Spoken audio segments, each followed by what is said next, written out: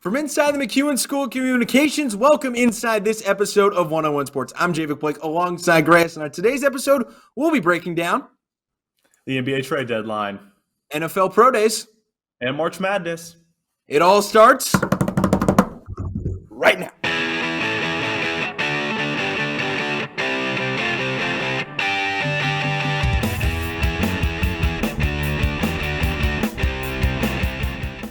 Welcome to another edition of 101 Sports. Let's get it started off with quick hitters. For MLB StatCast, MLB is cracking down on pitchers using illegal substances on baseballs. Javik, what are you thinking of that?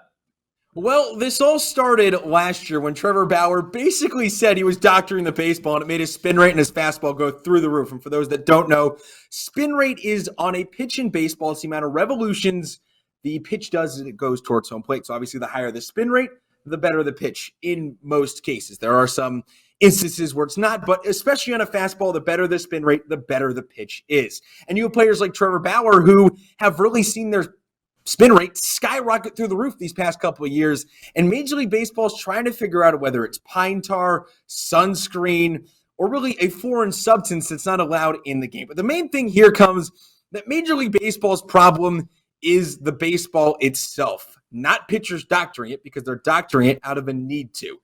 Major League Baseball's baseball is different from almost every other league in the world. You have leagues in Japan, you have leagues in Taiwan, you have leagues in Korea. All three of those leagues have balls that come, and they're already a little bit stickier. Baseball in America come out of the packaging slick and smooth. And they have to rub it up with something called Mississippi mud. It actually has a name. There is a guy dedicated to rubbing up the balls before every single game with the Mississippi mud. So the big thing here is if they just use the balls used in Asia, everything would be simple. But because they're not, and these balls are basically super smooth, pitchers have to take matters into their own hands. But the big thing as well, on the NASCAR side of things, the right turn circuit, or the left turn circuit, whatever turn it is, they're racing on dirt in Bristol, Tennessee for the first time in 52 years. Last time that it was in 1970, the NC State Fairgrounds. They're going dirt racing again this weekend. It's going to be an exciting race. Racing on dirt. And my favorite part of this isn't even the fact that they're racing on dirt. It's the fact that the NASCAR website said that the amount of dirt that is being placed into the Bristol Speedway is the equivalent of 149,851 kegs of beer. I've never heard a more NASCAR statement in my existence. But, I mean, NASCAR really going back to its roots here. You know, the Bristol Speedway, known for, a concrete track, is every raceway is nowadays. Like you said, no one's been on a dirt track specifically in Bristol for the last 20 years and NASCAR in 50 years. So, I mean, it's going to be a very interesting dynamic because, what are the NASCAR pundits going to say? Like, who's the best, turning left on dirt? We haven't seen it in so long.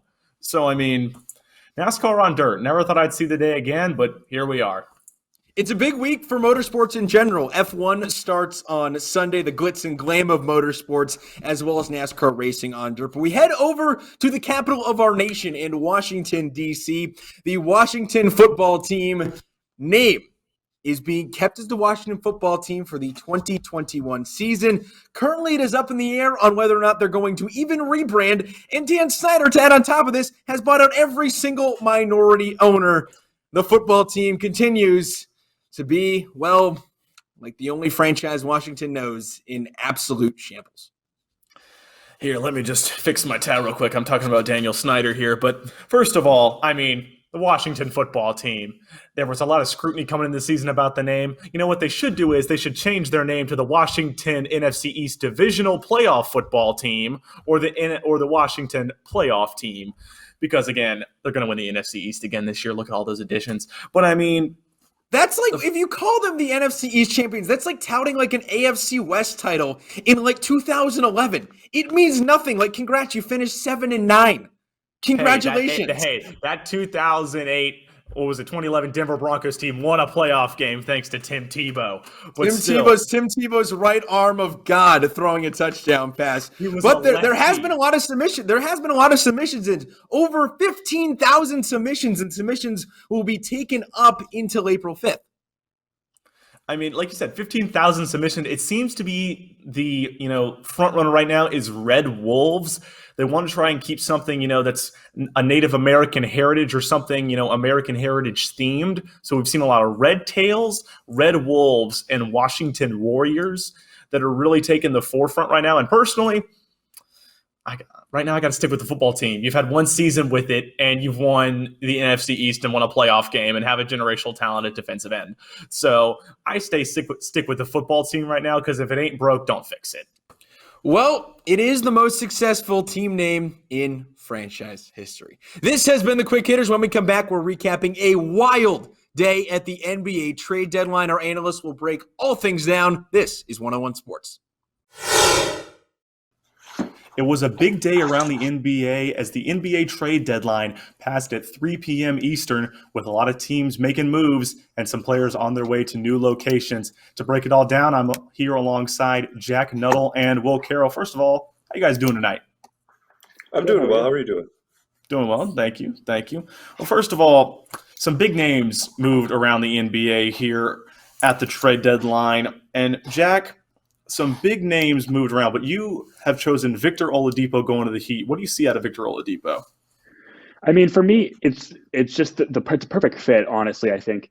Miami got him for basically a bag of chips and a can of Coke. Avery Bradley, Kelly Olynyk, and a first-round pick swap. Like, that's a joke for Victor Oladipo, who is a two-time All-Star, let's not forget. And when he in Indiana was like a top 20 player in the NBA. This is an amazing pickup for the Heat, and I think this is one of the best deals because not only are they getting a player who fits perfectly in their system and their culture, but like I said, the return is absolutely nothing. They gave up pretty much nothing for him.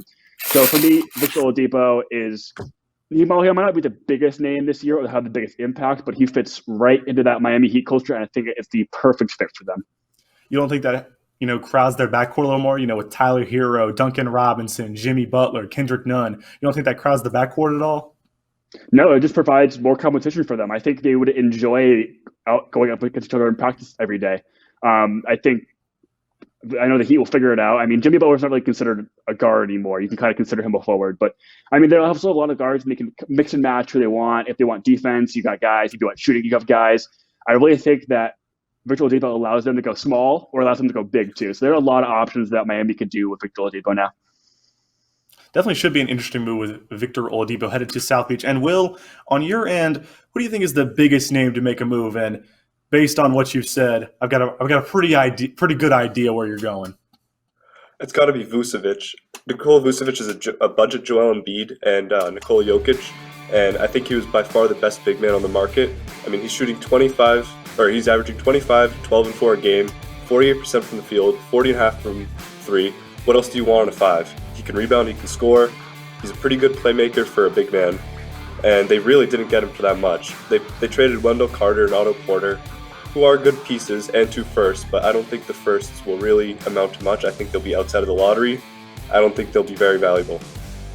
And so the big thing across the trade deadline was basically the Orlando Magic, selling all of their assets. And specifically, Will, you've talked about Vucevic, but you also mentioned Aaron Gordon going to the Denver Nuggets. But again, I just want to talk about the Vucevic trade again, because I am not sold on it, Will Carroll. Why would the Orlando Magic, ship away Nikola Vucevic, who was the centerpiece of their franchise, for pennies on the dollar to a Chicago Bulls team who isn't even competing for an Eastern Conference playoff spot right now and won't make a run anytime soon? Why would the Bulls do this? I think they're not sold on Wendell Carter. I think they want to make a run. I think they see a top 4, a 4 seed in the East opening. Other than the Nets, Sixers, and 76ers, there really isn't much competition. There's the Heat, there's the Celtics, but I think as far as the top teams in the Eastern Conference go, it's not as competitive as the West. And I think they know that their opportunity is going to close, and eventually the East will be the stronger conference again. And I don't think Wendell Carter is what everybody says he's going to be. So I think they felt that a couple firsts, Otto Porter and Wendell Carter, is worth a run at the Eastern Conference, even semifinals. Yeah, I absolutely agree. I honestly love the trade for Vucevic to Chicago. The Bulls recognize that they have a future star in Zach LaVine, and they wanted to build around him. Zach LaVine is a great pick and roll player. He's great coming off of handoffs, and now he has that guy in Vucevic. They can pick and pop, they can pick and roll. It gives them a lot of flexibility with what to do, and I really think that this is going to be a good move for them. I don't think they're going to be a top 4 team, but maybe like the 5th, 6th seed. I think they could definitely get there. Maybe not this year, but maybe next year or 2 years from now. This team could be a team to watch out for sure. Should be an interesting move with those 2 big names in Vucevic and Oladipo. But let's talk about the smaller names. And again, we talked about the Orlando Magic really shipping everything they had. And one of those players was Evan Fournier. And Will, you've highlighted Evan Fournier here. What do you see with Evan Fournier moving to Boston? I see him as a great number 3 or number 4 option, which is exactly what he would be on the Celtics. They got Tatum, they got Brown, they got Kemba when he's healthy. They needed a bona fide 3rd or 4th guy, and that's what Fournier is. He's a good off-ball shooting piece. He shoots 39 from 3. He's not a great playmaker. He can't really rebound, but he averages almost 20 points a game on 39% from the arc. I think behind the arc. I think that's what you're looking for in a player at the deadline. And I think for only 2 second-round picks, why not? Yeah, he's a great player off the bench for the Celtics, and I really think that he can contribute when the offense goes a little dry sometimes. I really like the Evan Fournier pickup for pretty much 2 second-round picks and Jeff Teague, which is not much of a trade asset anymore. So I really like this pickup for the Celtics. Yeah, and Jack, you've also highlighted Norman Powell, who's on his way from Toronto to Portland. What kind of impact do you see Norman Powell making on the Trailblazers? I really just love the fit next to CJ McCollum and Damian Lillard. You basically have 3 guards who can provide offense for themselves and for others. Damian Lillard's one of the best guards in the league. CJ McCollum is a great shooting guard. And then you just add Norman Powell in there, and he's an athletic guy. He can finish around the hoop. He can shoot some threes. He can provide for others. Honestly, I love this fit. Giving up Gary Trent Jr.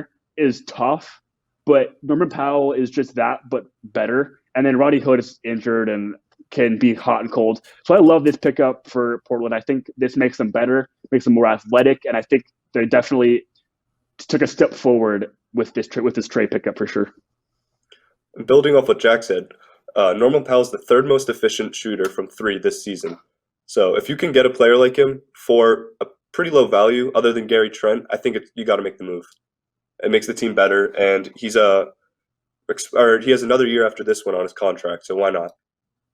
And after being bought out by both the Cavaliers and the Spurs, Andre Drummond and Lamarcus Aldridge are on the market. And so I want to get you guys' opinions on where those 2 all-star centers might end up going. Well, I'm going to go to you first. Where do you think those players could end up?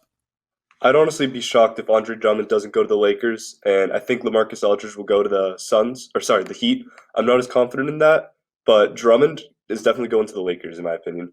The Lakers have nobody that averages above, or they have 4 people who average above 4.2 rebounds a game, and 2 of them are out, LeBron and AD. They're going to be willing to pay. They need someone that can rebound, and Drummond is a good interior presence. And even though he's not the best on defense, he can catch boards, and they don't really have anybody that can do that effectively like Andre Drummond can. Those are great picks. I can see them both going there. I actually get them to take a little different approach just for the sake of arguing. I actually think Lamarcus Aldridge is going to go back to Portland where he was drafted. I think this would be a really good fit with Damian Lillard, bring the chemistry back in. They had that great 2014 playoff run. I think it'd be a perfect fit for the team and for Lamarcus Aldridge. And then Andre Drummond, I think, could be a good fit with the Nets. I know they don't have a lot of cap space left, but I think he would be a good fit because they don't have a lot of big men. They're kind of playing Blake Griffin off the bench as a small big man, so I think Andre Drummond would be a perfect fit for in Brooklyn too. Definitely going to be interesting to see where those 2 players end up. But that'll do it here from the NBA hardwood. We'll be right back with Javik, Cole, and Matt here on 101 Sports to break down football on the gridiron. Draft season is upon us, and with that, pro days across the country for the top prospects in college football. And here to break it all down is Matt Laguza and Cole Noble. First off, guys, thanks so much for joining us. And Cole, we're going to go to you first. QB showcases have been a big thing, and someone who really stood out so far is Mac Jones, doing a whole lot without his top wide receivers. Yeah, I thought what Mac Jones did on Tuesday at his pro day was really impressive. Jalen Waddle wasn't there, Najee Harris wasn't there, and Devonta Smith wasn't there, but it didn't matter for Mac Jones. They still did a full scripted schedule with this pro day, threw 50 passes, a hefty amount of deep balls, which in my opinion is his strongest suit, and that's what I wanted to see him do. And he did just that in the pro day. And then next week on Tuesday as well, March 30th, Alabama will have their second pro day, and it will feature Jalen Waddle and Najee Harris, but still no Devonta Smith for Mac Jones. But, I mean, the biggest question mark around Mac Jones and Alabama quarterbacks in general is throwing to these receivers, being in that system around this supporting cast. And Mac Jones was able to just show out and do his showcase without those guys. And I thought that was really good and really important for him, was showing that he's still accurate as he is with Smith and Waddle, as he is without them. And he's not going to have those guys on the same team in the NFL. So it was a great showcase by him. I thought he did a great job on Tuesday. Where do you have him on your draft board right now? Draft board right now, Mac Jones is sitting at quarterback number 5 on my list. I think he might slip into the top 10, but 10 to 15 range is probably going to be best suited for Mac Jones. Now, Matt, you're looking in the other direction. You're looking to the FCS level, and you're going to the prairies with NDSU. So, yeah, for me, the best player so far at quarterback position through the QB showcase has been Trey Lance. No question about it. He came out exactly as advertised. You know, we saw him throwing. It comes out like a rocket out of his hand, extremely accurate. He's got great anticipation, extremely accurate in the short and intermediate passing game. But what really stood out to me was his deep ball accuracy. And that's something that he has a little trouble with through his career. He's only played 17 games so far. But I know in his first deep ball that he threw in that showcase, down the left side, perfect, got a huge ovation from all the scouts and everybody watching. But what was really interesting about his showcase was him and his QB coach, Quincy Avery. They did something a little different. They went around and looked at the league and saw all the QB-needy teams that were in the draft, looked at their playbooks and found plays and built their workout around those playbooks so that those scouts could see what he would look like in their system. And I thought that was really smart on his part, since he has been climbing up draft boards recently, and that might have helped his case based on his performance there. And one of the big things we see every single year throughout these pro days and with the combine, if it were to happen this year, is the big risers who really see their stock go dramatically higher throughout these couple of weeks. Who do you got as who's risen their stock the most so far through pro days? For me, it's got to be Jason Oweh from Penn State, edge rusher there. He had an outstanding combine. If you look at just some of the numbers here, he came in, he measured at 6 feet tall and 257 pounds. He ran a 4.39 40-yard dash. And for his position, the minimum number is a 4.85. That is extremely fast for someone at his position. And then the really big one for me, it's got to be the broad jump. If you look what he did, he had a 134-inch broad jump. That's 11 feet 2 inches. If you look last year, the top edge rusher for Penn State, he came in second round, Yetermos Grados. He did a 120-inch. That is 14 inches longer, over a foot. I don't know about you. It's a very stacked draft class this year. Right now, he's projected as a second-round pick. He's in Daniel Jeremiah's top 50 prospects. I think based on this, he's definitely solidified him as a high second-round pick. But with guys like Gregory Rosso, Jalen Phillips, and some of those other guys that still have combines to come, it's still possible that he could squeak into the late first round. So we'll see what happens, but he's definitely a high riser. Yeah, and Mika Parsons, linebacker from Penn State as well, just with his pro day today, he put up a 4.39 40 and 39.5-inch broad jump. That's at I think it was vertical jump at 246 pounds. I mean, that guy put up impressive numbers. He still has a lot of off-the-field concerns. That's really tampering his average draft position right now at the top of the first round. But still another first-round guy who was a beast on the field today. But for me, the guy who really showed out and impressed me the most and has been rising up the boards right now has been Rondale Moore, wide receiver out of Purdue. A guy who only played 7 games from 2019 to 2020. He needed an insane showcase this week, and he did that. I mean, you look back at his stats in 2018, a guy who went over 1,200 yards and 12 touchdowns. And right now he's ranked 41 on my top 100 big board. That's wide receiver number 6. This guy is now a day 2 lock in the draft from what he did in the combine or in his pro day. He ran a 4.29 40, the same number that Tyreek Hill ran during his NFL scouting combine. And so you put that, speed on the field to go along with his 42.5-inch vertical. Last year's draft class with the wide receivers, 2019's draft class with the wide receivers, DK Metcalf only had a 40.5-inch vertical. So this guy's jumping higher than DK Metcalf, running just as fast as Tyreek Hill. I'm excited for this guy to come in. And like I said, right now he's a lock in the second round, and that's going to be a steal. He's one of the most explosive players going into the draft this year.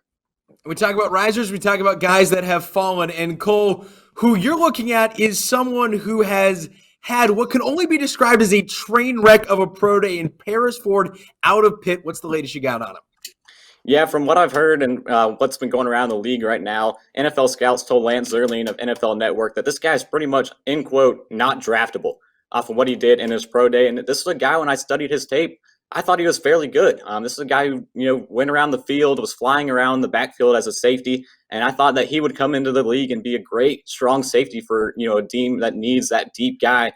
But, look at the numbers he put up during his pro day, it wasn't good. His 40, his vertical, his three-cone drill, all ranked in the first percentile out of 99 percentiles. That's not good. And he was second percentile with a 9.2-inch broad jump and a 4.53 shuttle time. So this guy, I don't know what happened to him in his pro day. This is a guy who looked like he was going to be a potential day 3 guy, now going to a 7th round, even completely could go undrafted, like some of the scouts are talking about right now. And that's the downfall of these pro days, is putting up numbers like that just hurts your overall average draft position. Matt, real quick, what do you got? It's got to be another secondary player, Caleb Farley out of Virginia Tech. He had to miss his pro day because of the fact that he has to have back surgery. It's the same surgery that Rob Gronkowski had twice in his career, so there's not really anything to worry about there. But the problem is with Caleb Farley is his main advantages come from his physical appearance. He's got great height, great weight, great size, everything. And that's what the pro days are about. They're about getting those numbers to see what you can do physically. And, he's not one of those guys like the top corners in the draft, like Patrick Surtain, when you've got your lockdown corner. He's not like that. So he's been falling down draft boards. He's in like the 15 to 19 range right now. I could see him dropping down a lot more because of this. And J.C. Horn's stock went, rising to the roof just real quick, Javik, because of Caleb Farley's surgery. And J.C. Horn put up better numbers in his pro day with South Carolina than Patrick Surtain, who people have as their number 1 corner. So just want to throw in J.C. Horn's stock is through the roof right now. Well, thanks so much to both of you. Draft day just about a month away. Make sure you have your pancakes nearby for draft day. Thanks so much to both of our guests for joining us. Whose side are you on? From 68 teams down to 16, we are truly in March Madness season and what many pundits are calling the year of the upset. And to break it all down, I'm here alongside Jacob Kismore and Max Kreider. First of all, how you guys doing tonight? Doing well. I'm trying. Just trying. You're trying? Yeah, I tried to at my bracket, and that just miserably failed. Yep. Only took 5 games. Gone. It's all good. But first of all, you're the upset, guys. 4 double-digit seeds have advanced to the Sweet 16, and the average seed going into the Sweet 16 is 5.88, the highest in history.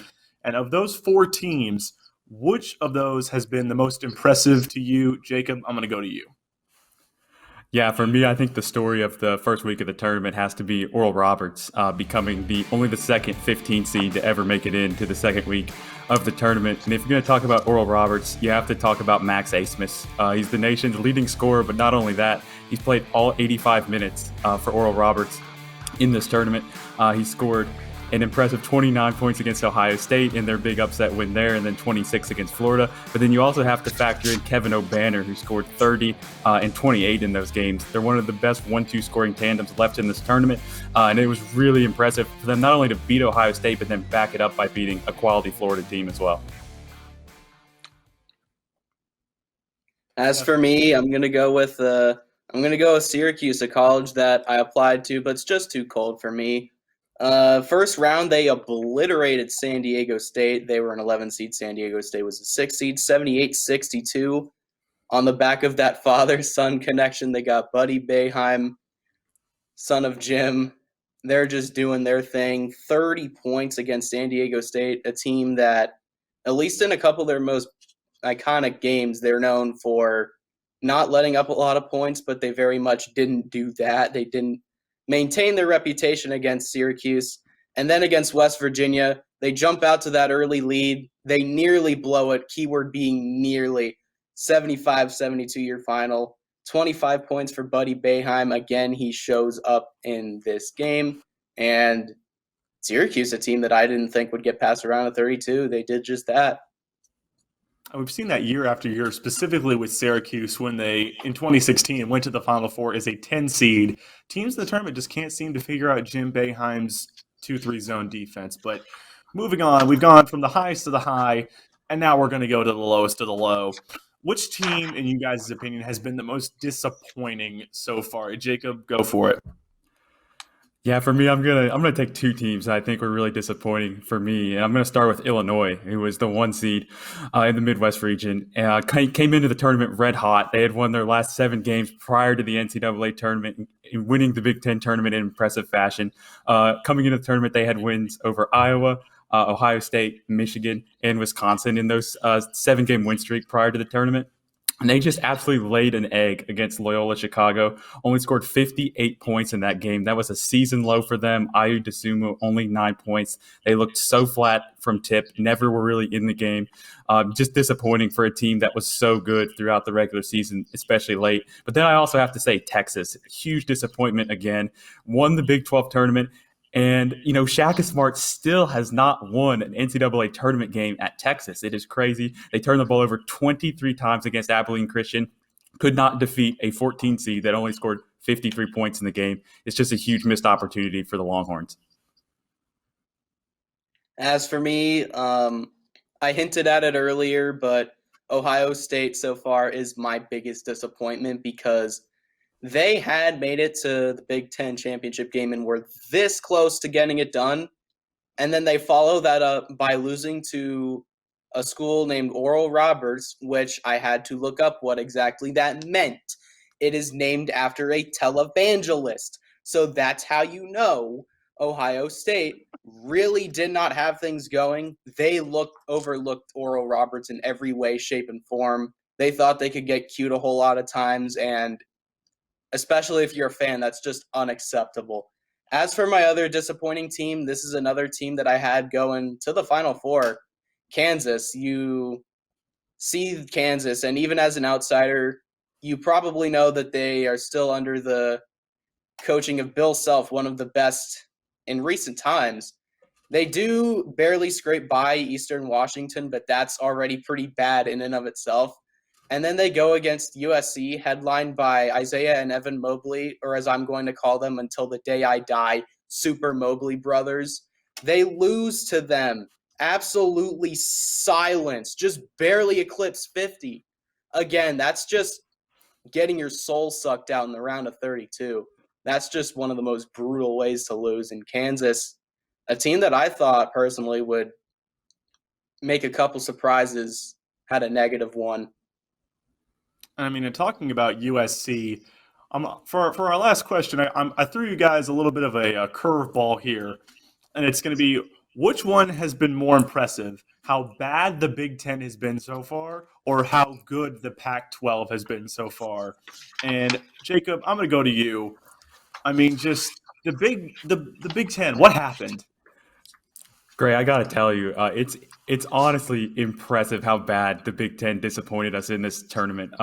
Coming in, they had 9 total teams in the tournament, the most of any conference. They had 4 of the top 8 seeds in this tournament, and only 1 of the 9 teams is going to the second week of this tournament. And of course, that is Michigan, who one of their best players is injured and is probably not going to come back for the rest of the season. It just really so many really bad losses as well for the Big Ten. You have an Iowa team that loses by 15 to Oregon. Their starting backcourt doesn't score a single point in that game. Of course, we've already touched on Ohio State and Illinois, both of who looked really flat in their games as well. And also with the Big Ten, so much talent in that league. 6 of the top 15 Wooden Award finalists. Only 1 of them advanced to the Sweet 16. Just a total debacle for the Big Ten, who most people thought was by far the best conference in the country this season. Yeah, Jacob brought it up a little bit, but with the Pac-12, it's been impressive how good they've been. There's been a bit of overlap between them and the Big Ten with, Iowa losing to Oregon, and also UCLA beating Michigan State in the first 4 as well after being down double digits, and now they're in the Sweet 16. And the Pac-12 is a conference that I've been pretty low on for a very long time.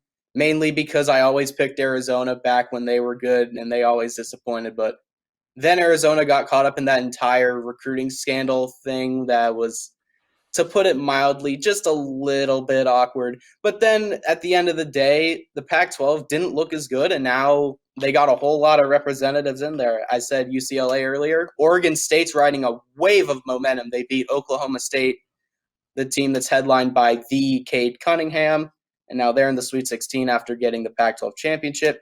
USC, I mentioned a little bit earlier, they are playing on all cylinders, and Oregon, they were fresh against Iowa. They dropped 95 on them, which is very impressive. And so Pac-12, they've been genuinely impressive, and the Big Ten, they've been ironically impressive. Should be a very interesting last 16 finish with the Final Four coming up in Indianapolis. But thank you both. That'll do it here from the Hardwood. Stay tuned with more from 101 Sports. Thanks again for watching this episode of 101 Sports. Make sure to find us on Twitter, YouTube, and Instagram at 101 Sports. For Javik Blake, I'm Gray Aust. And as always, whose side are you on?